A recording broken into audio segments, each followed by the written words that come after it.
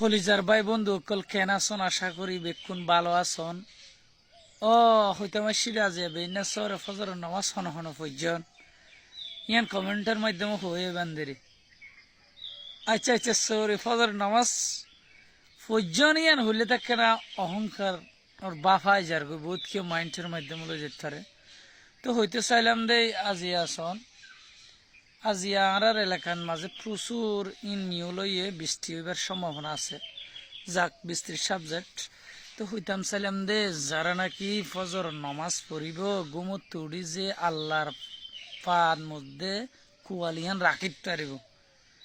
ইটার রোগ ব্যাধি কোনোদিন হইত ন আর সকালে যা আবহাওয়া এইবার যারা গাত মাঝে লাগাইত পারিব সমস্ত রোগ মুক্ত হয়ে যাবে আর সকালে গুমত তুড়ি ফার্স্ট সিজদা ওয়াজে আল্লাহরে দিতাইজন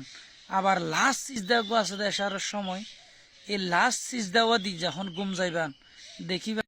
দেখিবান দে অনর কোনো কারণে আল্লাহর পক্ষ মৃত্যু হইয়ে সরাসরি জান্নাত যাইবার সম্ভাবনা আছে কারণ শুরু তো সিজদা সূর্য উঠিবার আগে সিজদা আল্লাহরে গুজন আবার ঘুমাইবার আগে কি লাস্ট সিজদা আল্লাহরে গড়িয়ে গুম যাইতে লাগন ইয়ান আল্লাহ আল্লাহ সর্বশ্রেষ্ঠ আল্লাহ সর্বশক্তিমান সবসময় প্রতিনিয়ত আল্লাহরে স্মরণ করিবান টিকটক গরণ বালা তাহনো দুঃখ নাই টিকটকের মতো টিকটক গরণ টিকটকের মাধ্যম দিয়েও জন্নত খাওয়ানো যায় টিকটকের মাধ্যম দিয়ে মানুষের বোঝানো যায় টিকটকের মাধ্যম দিয়ে কি ভালো হাজ গড়ি মৃত্যুর পরে যেন জনগণ বন্ধু বান্ধব টিকটক ফ্রেন্ডে